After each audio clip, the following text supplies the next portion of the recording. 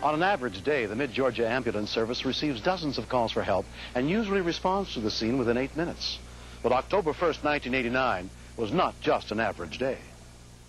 October 1st to be exact, we had an incident occur where we were following another ambulance to what we thought was a 5-car crash, and it ended up being a fender bender that had no injuries, but we didn't know it at the time.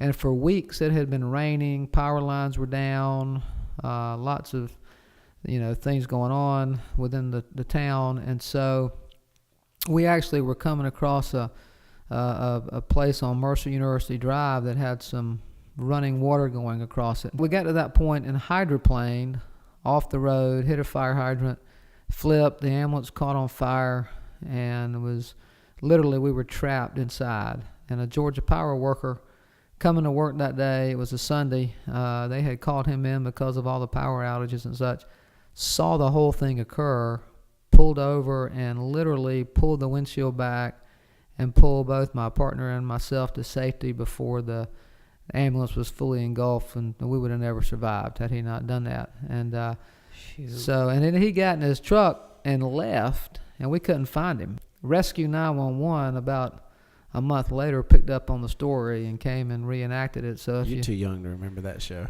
It's William Shatner, the old Star Trek guy, was the host, and of course we never met him. He read off of a script in Hollywood. But but if you go to YouTube and type in Rescue 911 Rescuers Rescued, you can actually see the segment.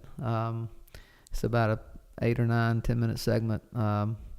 It's actually, I learned later, one of their top 5 shows of all time. Wow. That episode was. Wow. So, it's pretty exciting. I've YouTubed it and watched That's awesome.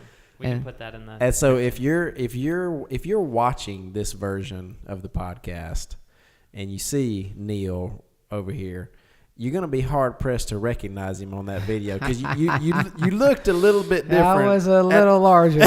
I was a linebacker and an offensive lineman in high school, and I weighed about probably, 220, 225.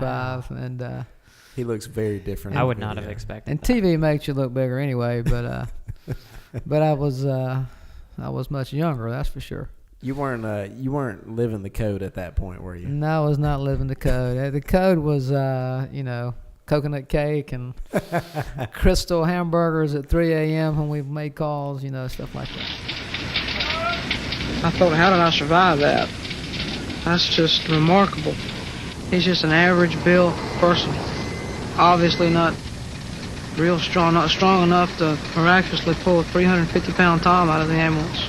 The only thing that I could explain how it happened would be the adrenaline that happens in a situation that way. Our bodies sometimes can be pushed further than we think.